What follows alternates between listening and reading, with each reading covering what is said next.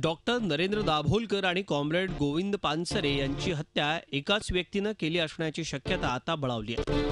तसे ठोस पुरावेच सीबीआयच्या हाती लागलेत। 2 जूनला तावडेच्या घरातून जप्त केलेल्या लॅपटॉपमध्ये राक्षस कोडवर्ड खालील काही व्यक्तींची यादी सीबीआयला आढळली। या यादीत डॉक्टर नरेंद्र दाभोलकरांचं नाव आढळलंय। 22 जानेवारी 2013ला तावडे त्याची स्प्लेंडर बाईक घेऊन पनवेलहून पुण्याला अकोलकरकडे गेल्याचा पक्का पुरावा सीबीआयला मिळाला। याच बाईकवरून अकोलकर आणि सनातनच्या काही साधकांनी काही महिने दाभोलकरांची रेकी केल्याचं स्पष्ट झालंय। पानसरेंची रेकी देखील हीच बाईक वापरून केल्याचा संशय आहे। पानसरेंच्या हत्येनंतर मात्र ही बाईक अचानक गायब झाली।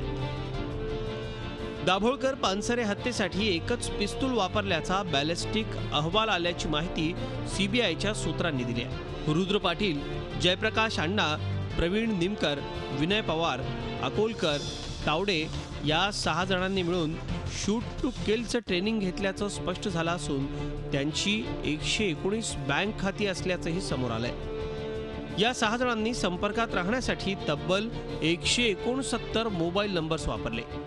वीरेंद्र तावडे छोटी मोठी कारणं देऊन वारंवार पुण्याला जायचा असा जबाब देखील वीरेंद्र तावडेची पत्नी निधी तावडेने सीबीआयला दिलेला आहे।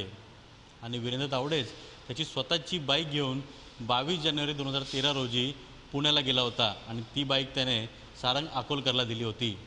23 जूनला मुंबई उच्च न्यायालयात दाखल याचिकेवर सुनावणी दरम्यान सीबीआय ही माहिती मुंबई उच्च न्यायालयात देणार आहे।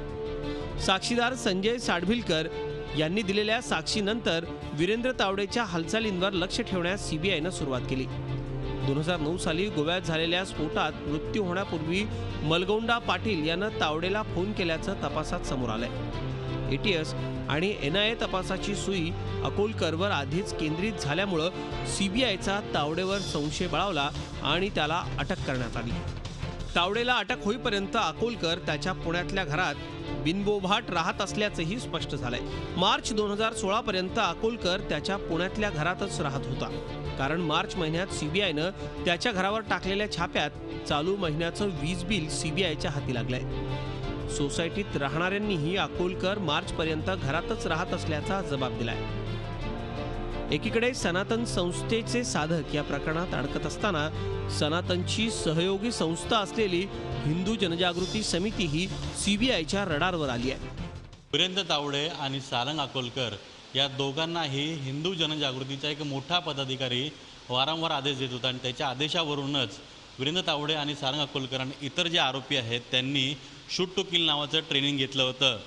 त्यामुळे सीबीआयनं आता हिंदू जनजागृती या संस्थेकडे आपला मोर्चा वळवला आहे। Video journalist P Srinivas, Ajit Mandhare, Zee Media, Navi Mumbai. Zee 24 तास रहा एक पाऊल पुढे।